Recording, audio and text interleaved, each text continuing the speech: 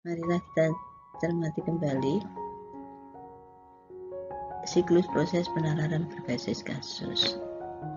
Bersesuaian dengan prinsip penalaran berbasis kasus, gambar ini menunjukkan siklus proses penalaran berbasis kasus. Yang pertama, harus ada basis kasus, yaitu kumpulan problem dan solusinya yang tersimpan. Yang kedua, ketika ada kasus baru yang masuk, maka harus ada proses temu kembali kasus yang tersimpan dari basis kasus.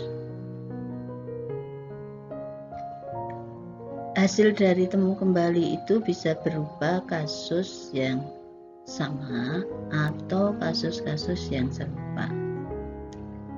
Solusi dari kasus yang paling serupa itu akan digunakan sebagai solusi yang disarankan oleh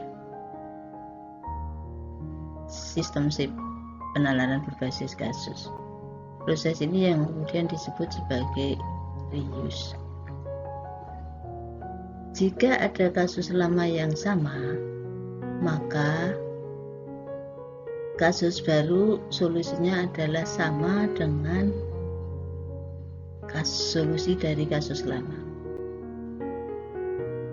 Ketika kasus lama tidak ada yang sama dengan kasus baru, yang ada adalah kasus-kasus yang serupa, maka dipilih kasus yang paling serupa. Solusi dari kasus yang paling serupa ini akan diambil sebagai solusi yang disarankan oleh sistem penalaran berbasis kasus, yang kemudian akan direvisi, disesuaikan untuk menjadi solusi dari kasus baru, dan proses ini adalah disebut sebagai revise. Hasil dari revisi solusi kasus lama yang disarankan itu menjadi solusi yang terkonfirmasi, yang ini akan dikeluarkan oleh sistem sebagai solusi untuk user.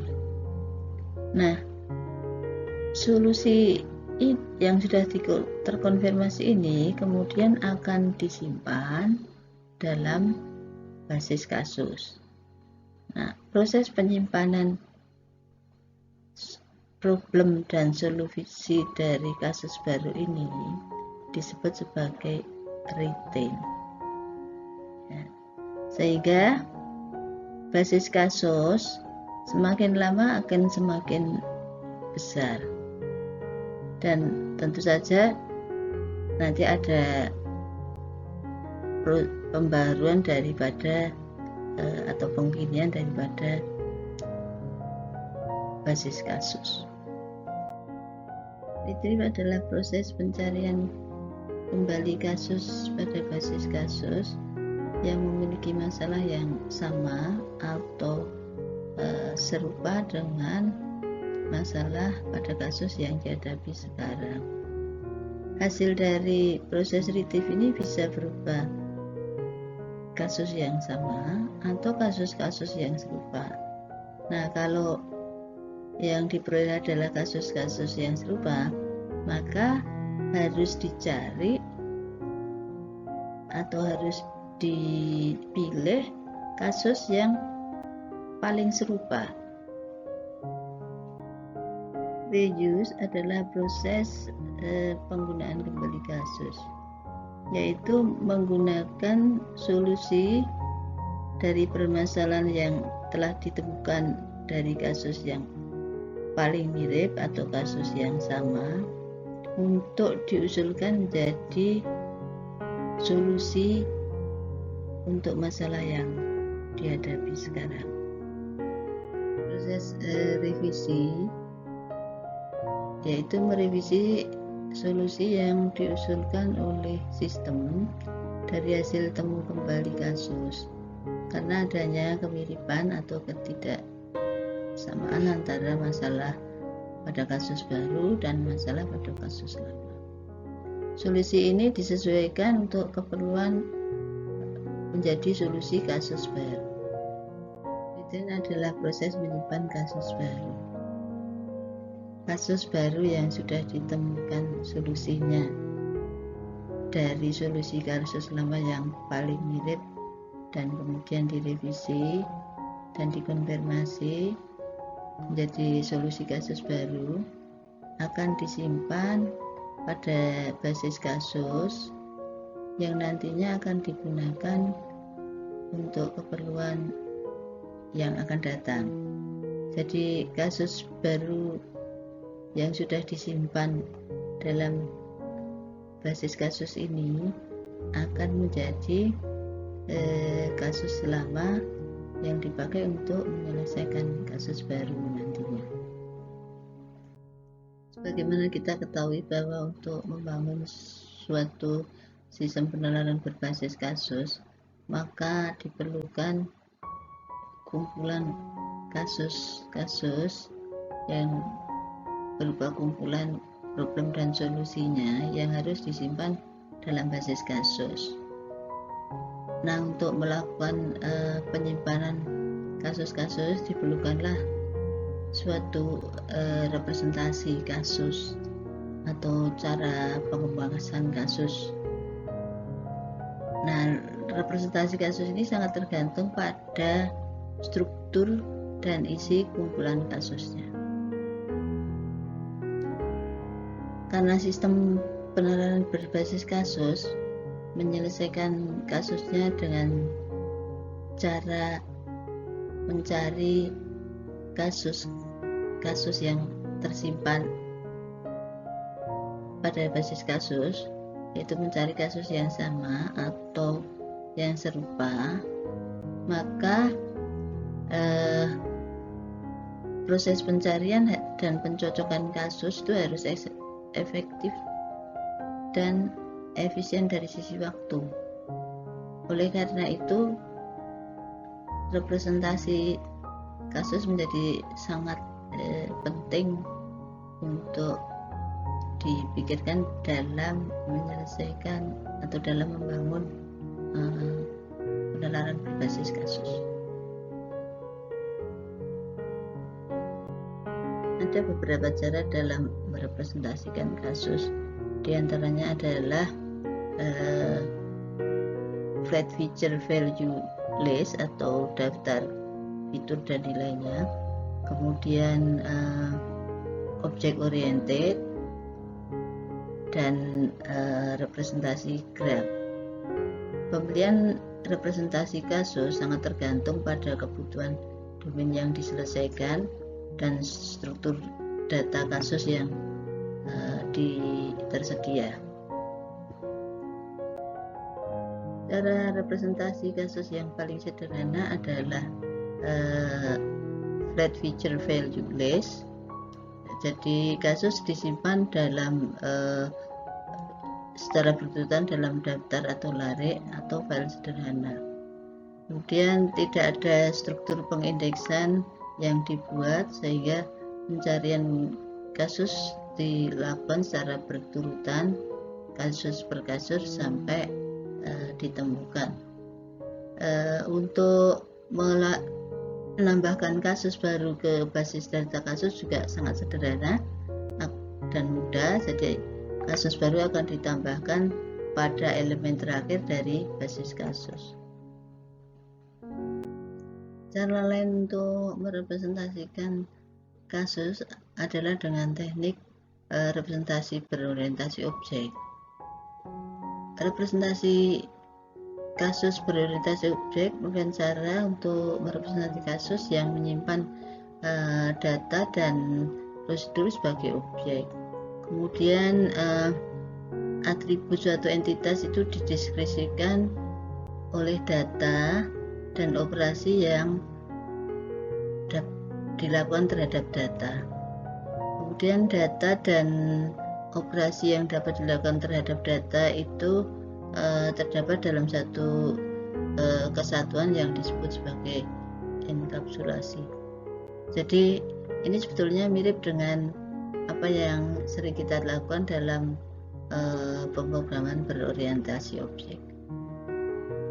Setelah kasus-kasus direpresentasikan dengan teknik tertentu dan akan disimpan dalam basis kasus, untuk jumlah kasus yang besar perlu dilakukan pengindeksan kasus. Mengapa demikian?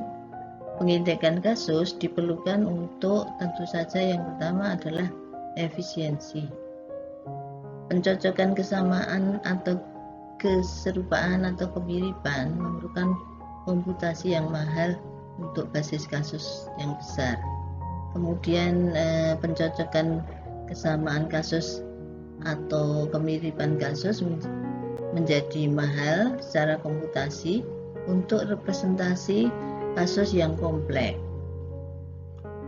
Yang berikutnya adalah menentukan relevansi kasus untuk pencocokan kesamaan. Beberapa dari masalah baru itu dapat membuat kasus-kasus yang lama itu tidak relevan atau kurang relevan kecuali yang sangat mirip. Kelompok kasus yang relevan ini kemudian dipilih sebelumnya dalam dari basis kasus. Kemudian pencocokan kesamaan atau keserupaan itu diterapkan pada kelompok kasus yang relevan atau pada subset kasus keseluruhan.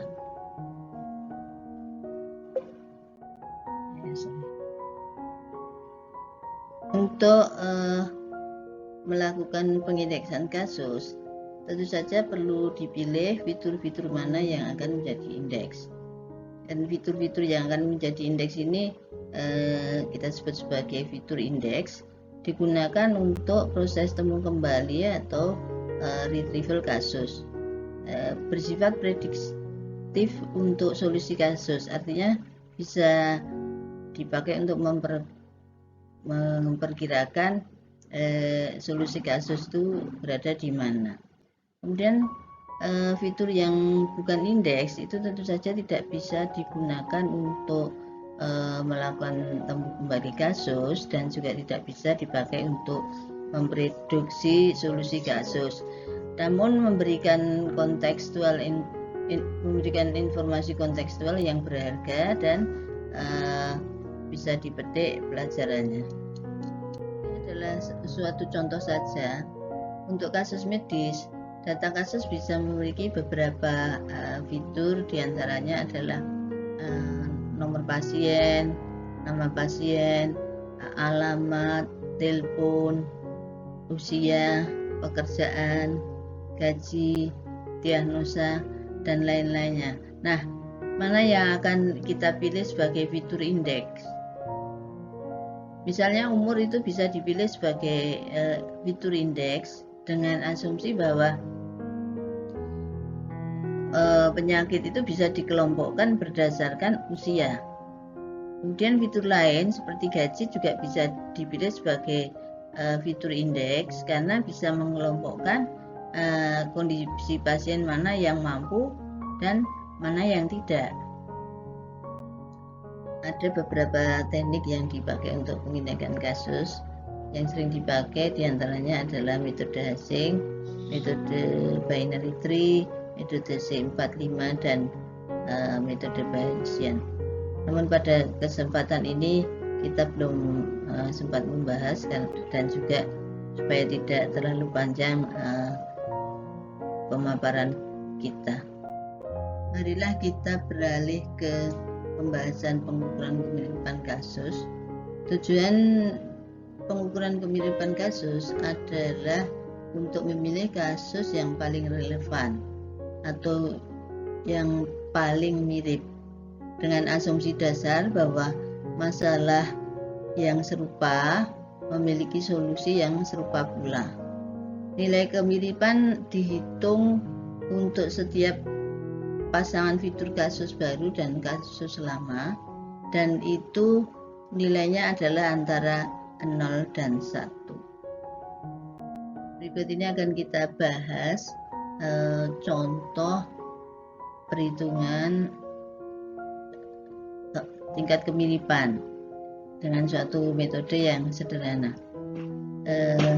Kita awali dengan contoh ini. Jadi misalnya kita punya dua kasus dalam basis kasus ya, ini dan ini kita sebut sebagai kasus pertama dan kasus kedua. Nah, jadi pada kasus ini representasi kasus disajikan dalam bentuk flat feature value aja ya. Jadi kita punya fitur problem, merek, tahun, kemudian voltase baterai, status switch, lampu, kemudian ada solusi dan berupa diagnosa dan reparasinya. Nah, kasus 2 juga seperti itu. Jadi ada fitur-fitur yang sama ya. Kemudian nilai fiturnya berbeda tergantung pada kondisi mobil. Jadi kasus ini untuk mendiagnosa kerusakan mobil. Ini ada kasus baru yang akan dicari solusinya gitu ya. Nah, dia memiliki problem lampu belakang tidak menyala, kemudian merek mobilnya adalah Datsun tahun 2012, voltase baterai adalah 10 volt dan status baterai maupun switchnya baik. Bagaimana mencari solusinya? Sebelum kita menunjukkan solusi dari kasus baru, marilah kita cermati dulu mengenai pengukuran kemiripan kasus. Tujuan daripada pengukuran kemiripan kasus adalah untuk menentukan kasus mana yang paling mirip, dengan asumsi bahwa problem yang mirip itu akan memiliki solusi yang mirip pula. Nilai kemiripan itu dihitung untuk setiap pasangan fitur dari kasus lama dan kasus baru. Nilainya adalah antara 0 dan 1, yang mana nilai 1 menunjukkan bahwa kedua fitur adalah sama, sedangkan 0 adalah kalau kedua fitur memang berbeda nilainya. Sedangkan nilai antara 0 dan 1 menunjukkan tingkat kemiripan antara kedua fitur. Marilah kita cermati fitur problema pada contoh kasus yang telah kita berikan. Nah, nilai pada fitur problema untuk kasus baru itu adalah lampu belakang tidak menyala, sedangkan nilai fitur problema pada kasus pertama itu adalah lampu depan tidak menyala, sehingga nilai kemiripan antara kasus baru dan kasus 1 pada fitur problema adalah 0,75. Ini adalah nilai yang dihitung dari nilai kedua fitur itu. Masing-masing fitur itu memiliki 4 huruf ya. Nilai fitur kasus pertama itu lampu depan tidak menyala, sedangkan nilai fitur kasus baru adalah lampu belakang tidak menyala. Jadi di sini ada satu kata di antara 4 kata yang berbeda, yaitu belakang dan depan, sehingga nilai kemiripannya adalah 0,75. Ini adalah contoh hasil perhitungan tingkat kemiripan untuk fitur-fitur kasus baru dan kasus 1. Untuk fitur problema, sebagaimana kita sampaikan sebelumnya bahwa nilai tingkat kemiripannya adalah 0,75, sedangkan untuk merek itu karena berbeda sama sekali maka nilainya nilai tingkat kemiripannya adalah 0. Kemudian untuk tahun itu ada perbedaan 3 tahun terhadap 15 tahun, sehingga tingkat kemiripannya adalah 0,8.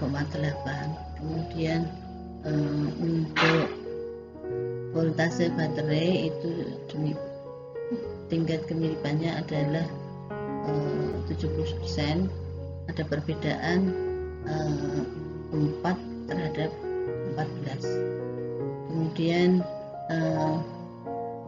status baterai itu sama, jadi tingkat kemiripannya 1, dan status weight juga sama, jadi tingkat kemiripannya adalah 1. Dengan cara yang sama, maka kemiripan fitur kasus baru terhadap kasus 2 adalah sebagai berikut. Jadi untuk fitur problema mempunyai nilai kemiripan 0,75, kemudian merek itu nilai kemiripannya 0, kemudian tahun itu nilai kemiripannya adalah 0,71, voltase ada nilai kemiripan 0,83, kemudian status baterai itu juga demikian, ada nilai kemiripannya adalah 0,5, dan status lampu nilai kemiripannya adalah 1. Karena tidak semua fitur itu menentukan atau berperan penting pada solusi, maka fitur yang berbeda bisa memiliki peran yang berbeda. Oleh karena itu perlu dilakukan pembobotan. Fitur yang penting biasanya diberi bobot tinggi, misalnya 10, dengan fitur yang tidak penting itu diberi bobot rendah, misalnya 1. Jadi ada 2 pengukuran kemiripan, yaitu pertama adalah kemiripan lokal, yaitu kemiripan pada tingkat fitur. Kemudian nanti ada kemiripan global, yaitu kemiripan pada kasus maupun ataupun objek. Nah, kemiripan lokal sudah kita sampaikan sebelumnya.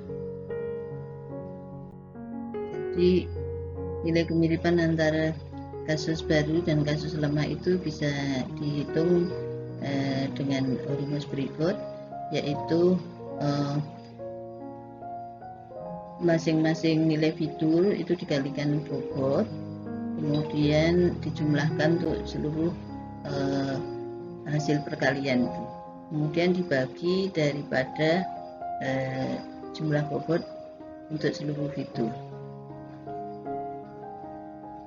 Sebagai contoh, untuk kasus yang kita sampaikan, problema itu merupakan fitur yang penting, kemudian voltase baterai, status baterai maupun status switch itu merupakan fitur-fitur yang menentukan solusi, sehingga kita beri bobot 10, kemudian yang lainnya yang tidak menentukan kita beri bobot 1. Di sini ditunjukkan nilai perhitungan kemiripan kasus baru dan kasus pertama. Nilai kemiripan fitur-fitur dari kasus baru terhadap kasus pertama itu sudah dilakukan dan disajikan pada kolom ini. Kemudian untuk pembobotan fitur-fiturnya ditunjukkan pada kolom ini. Hasil perkalian antara nilai kemiripan fitur dan bobotnya itu ditunjukkan pada kolom ini. Kemudian jumlah dari hasil perkalian nilai kemiripan fitur dan bobotnya untuk seluruh fitur itu didapatkan nilai 35,44. Sedangkan jumlah bobot dari fitur sendiri adalah 42, sehingga nilai kemiripan kasus baru dengan kasus pertama itu adalah 0,843, sedangkan nilai kemiripan kasus baru dengan kasus kedua itu adalah 0,751. Nah, dari hasil perhitungan ini menunjukkan bahwa kasus baru itu lebih mirip dengan kasus pertama, sehingga solusi untuk kasus baru nanti diadopsi dari solusi kasus pertama. Di sini ditunjukkan solusi kasus baru. Sebagaimana kita ketahui dari hasil perhitungan nilai kemiripan fitur-fitur kasus baru dan kasus 1 serta nilai kemiripan fitur-fitur kasus baru dan kasus 2 menunjukkan bahwa solusi kasus baru itu lebih mirip ke kasus 1 daripada kasus 2, sehingga solusinya akan diambilkan dari solusi kasus 1. Solusi kasus 1 itu terdiri dari diagnosanya, yaitu sekring lampu depan rusak, dan reparasinya adalah ganti sekring lampu depan. Nah, solusi ini diadopsi untuk solusi kasus baru dan direvisi. Yang direvisi adalah lampu depan itu diganti dengan lampu belakang. Jadi diagnosa untuk kasus baru adalah sekring lampu belakang rusak dan reparasinya adalah ganti sekring lampu belakang. Sehingga solusi kasus baru sudah didapatkan, yaitu diagnosanya lampu belakang rusak, reparasinya diganti sekring lampu belakang. Pada akhir berbagi pengetahuan tentang sistem penanganan berbasis kasus, saya ingin menyampaikan bahwa sistem penanganan berbasis kasus merupakan kecerdasan buatan berbasis pengetahuan, khususnya berbasis kasus problem solusi. Untuk membangun sistem penanganan berbasis kasus harus tersedia kasus-kasus problem solusi dan membutuhkan metode atau cara untuk merepresentasikan kasus, menyimpan kasus, kemudian membutuhkan metode untuk indexing kalau jumlah kasusnya banyak, kemudian membutuhkan cara atau teknik retrieval kasus atau temu kembali kasus, kemudian membutuhkan cara untuk mengukur tingkat kemiripan kasus, kemudian memerlukan metode atau cara untuk merevisi solusi. Nah, pengembangan sistem ini mudah dan sederhana untuk diimplementasikan untuk menyelesaikan masalah real secara cerdas. Bagi Anda yang ingin mempelajari lebih lanjut bisa menggunakan referensi ini atau referensi lain tentang sistem penanganan berbasis kasus. Demikian yang bisa saya sampaikan. Bila ada kekurangannya sampaikan pada saya, bila ada baiknya sampaikan pada orang lain. Terima kasih. Wassalamualaikum warahmatullahi wabarakatuh.